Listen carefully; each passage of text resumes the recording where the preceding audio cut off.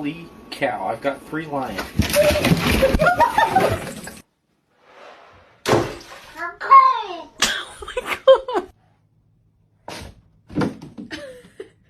Let's see.